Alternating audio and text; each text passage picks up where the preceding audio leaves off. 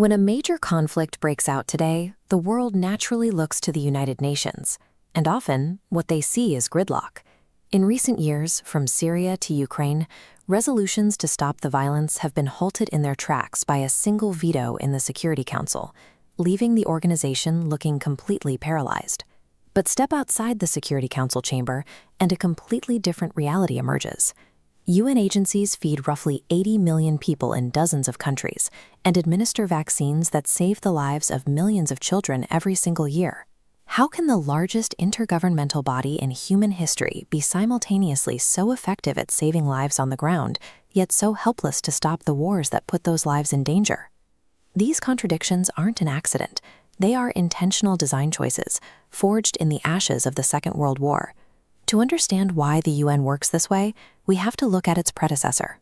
After World War I, the victorious nations created the League of Nations, built on the optimistic idea that countries could talk through their differences calmly. Looking at this wide shot of the League's assembly hall, you might notice an empty seat. The United States, whose own president championed the idea, refused to join. The entire system relied on voluntary cooperation without any real mechanism to enforce its rules. When nations like Germany, Italy, and Japan simply ignored the League and expanded their territories, the organization had no military bite to back up its bark. The result was the deadliest conflict in human history. By 1941, Allied leaders recognized that a peace organization built entirely on good intentions was useless.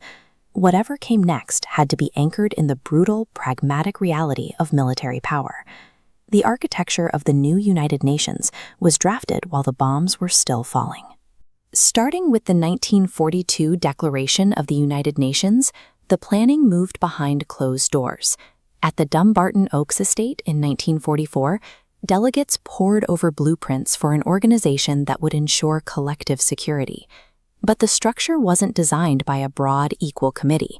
The United States, Great Britain, and the Soviet Union, the Big Three, took absolute control over the organization's core mechanics.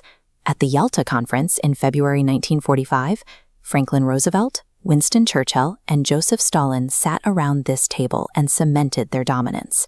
They agreed to create an exclusive executive committee, where they would act as the world's policemen.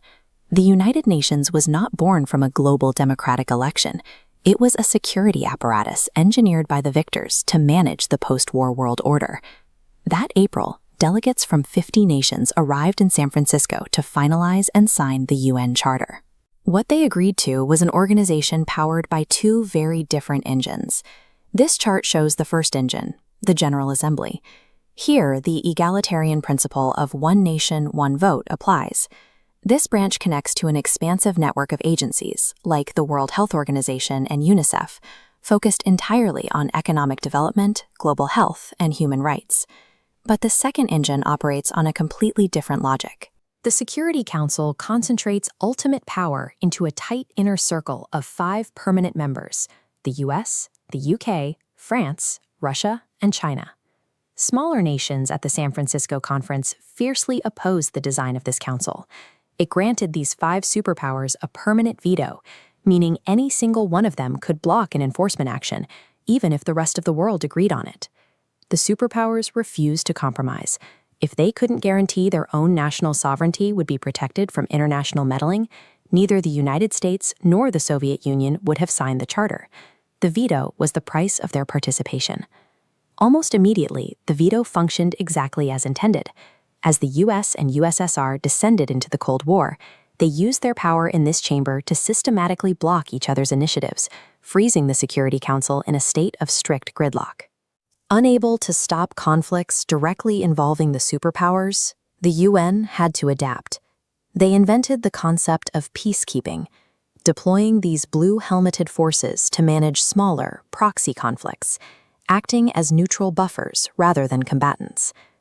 The organization also shifted its energy toward areas where it could find consensus. It oversaw the massive wave of global decolonization in the 1960s and drafted hundreds of international treaties governing everything from global trade to the law of the sea. To survive the 20th century, the UN had to evolve. It transitioned from a rigid war prevention machine into a vast, complex manager of global social and economic transitions. The end of the Cold War briefly thawed the Security Council, but the limitations of its design soon resurfaced. In 1999, an intense ethnic conflict in Kosovo triggered a severe humanitarian disaster, creating hundreds of thousands of refugees. The crisis demanded international intervention. But Russia and China threatened to use their Security Council vetoes to block any UN action. They argued that Yugoslavia's borders and internal affairs were sovereign, and therefore off-limits.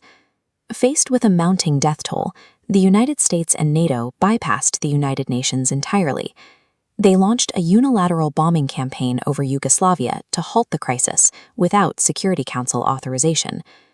Kosovo exposed the deepest structural contradiction embedded in the UN Charter.